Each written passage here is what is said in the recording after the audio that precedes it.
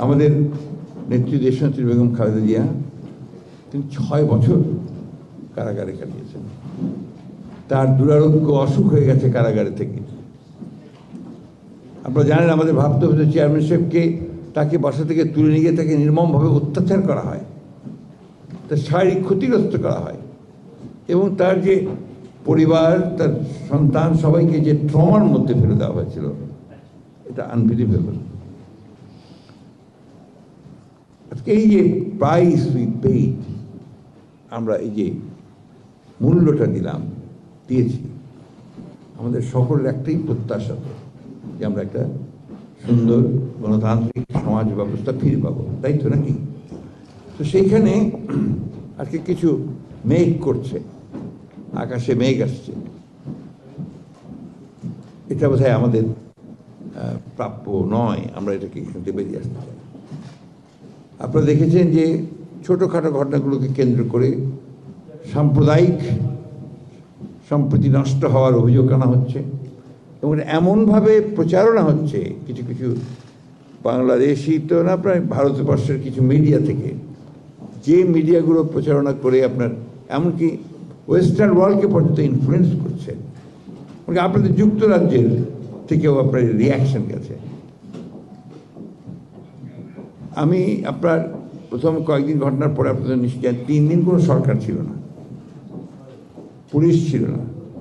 পুলিশের অর্ধেকের বেশি মানুষ, মানে স্টাফ, অফিসার, কর্মকর্তা, কর্মচারী সব পালিয়ে গিয়েছিল। কারণ তাদের সেই মোরালটা ছিল না, তারা যে অত্যাচার নির্যাতন করেছে মানুষের উপরে, তাদের সেই যে নৈতিক একটা অবস্থা যে সে ফেস করবে, দাঁড়াবে, সেটা তাদের ছিল না। সেই অবস্থা থেকে ফিরিয়ে আনার চেষ্টা করা হয়েছে। প্রাথমিক পর্যায়ে আমরা শতভাগ আপনার তাদেরকে সমর্থন করেছি, সহযোগিতা করেছি, এখনও করছি। এখন যেটা প্রশ্ন এসছে যে নির্বাচন আগে না সংস্কার আগে, এটা একটা অনেক বড় প্রশ্ন এসছে। সংস্কার অভাব তো আমরা বহু আগে অনুভব করেছি যে সিস্টেমে চলছে দেশ, তাতে করে এখানে কখনোই সুষ্ঠু নির্বাচন হবে না, গণতন্ত্রকে সুষ্ঠুভাবে পরিচালনা করা যাবে না। যেই কারণে 2016 সালে আমাদের দেশের বেগম খালেদা জিয়া তখন ছিলেন বাইরে, তিনি ভিশন 2030 বলে একটা আমরা ভিশন দিলাম এবং সেখানে কিন্তু আমরা পরিবর্তন, সংস্কার, আমরা পার্লামেন্টের আপনার ব্যবস্থাগুলো পরিবর্তন করা, প্রেসিডেন্ট এবং প্রধানমন্ত্রীর ক্ষমতার মধ্যে আপনার ভারসাম্য নিয়ে আসা, মন্ত্রীদের মধ্যে ভারসাম্য নিয়ে আসা, মানুষ অনেক বেশি, সুতরাং এখানে পার্লামেন্টের একটা আপার হাউস থাকা দরকার, এগুলো নিয়ে আমরা জনগণের সামনে কিন্তু এটা আমরা দিয়েছি এবং আহ্বান করেছি যদি কারো কিছু বলার থাকে তাহলে সেটা বলবেন, আমরা সেটাকে সম্মিলিত করবো। ওই একই জিনিসই আমরা আবার 2022 সালে আমরা সমস্ত রাজনৈতিক দলগুলোর সঙ্গে, যাদের সঙ্গে আমরা একসাথে কাজ করছিলাম, আন্দোলন করছিলাম, এবং আপনারা জানেন বেশ কয়েকটা জোট হয়েছিল তখন, একটা গণতান্ত্রিক মঞ্চ,